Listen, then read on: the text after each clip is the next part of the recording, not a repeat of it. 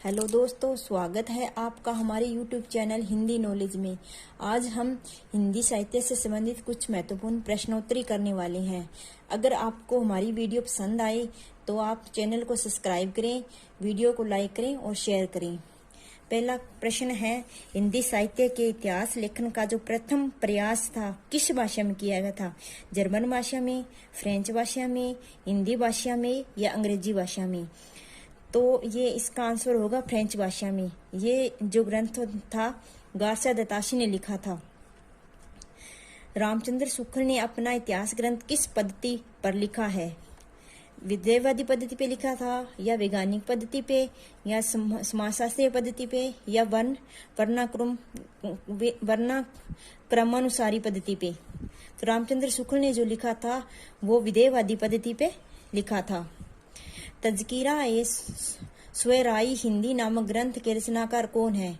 George Grierson है, Garcia the तासी है, doctor Mohan Singh है या फिर मौलवी करीमुद्दीन है? तो जो ये ग्रंथ जो था वो लिखा था मौलवी करीमुद्दीन लिखा था। हिंदी साहित्य के प्रथम इतिहास ग्रंथ इस्तवार द ला लित्वेतर एंदोई हिंदुस्तानी के लेखक कौन है? गार्सिया द तासी है, जॉर्ज ग्रियर्सन है, एडविन ग्रीव्स है या F.A. केई है? तो इस इतिहास ग्रंथ के जो लेखक हैं वो है गार्सिया द तासी। और ये जो ग्रंथ जो था ये फ्रेंच भाषा में लिखा गया था। रामचंद्र शुक्ल का हिंदी साहित्य का इतिहास कब प्रकाशित हुआ था?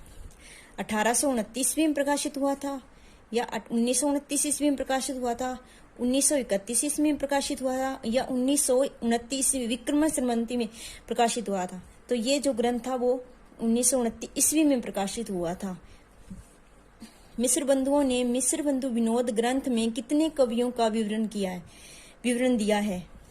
जो मिस्र बंधुओं ने जो ग्रंथ लिखा था मिस्र बंधु विनोद, उसमें कितने कवियों का उल्लेख किया गया है? 4500 के लगभग है या 4000 के लगभग है, 1000 के लगभग है या 5000 के लगभग है?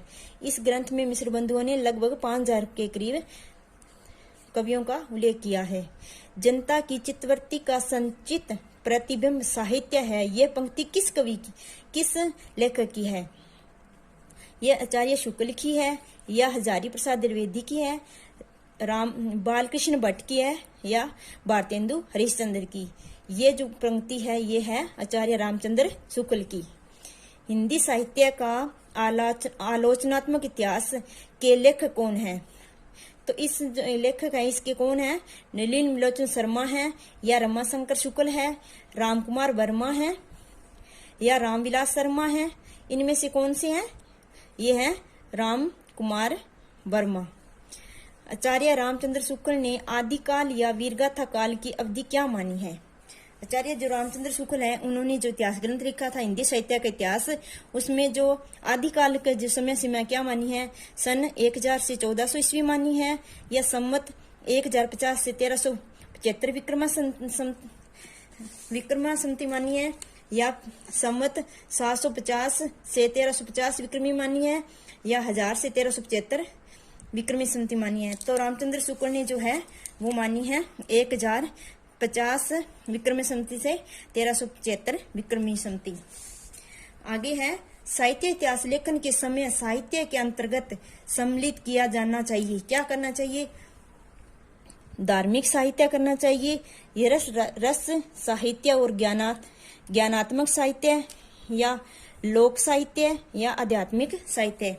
तो इसमें के अंदर क्या शामिल करना चाहिए? इसमें रस साहित्य और ज्ञानात्मक साहित्य शामिल करना चाहिए। हिंदी साहित्य के वृहद इतिहास लेखन में अग्रणी संस्था कौन सी थी?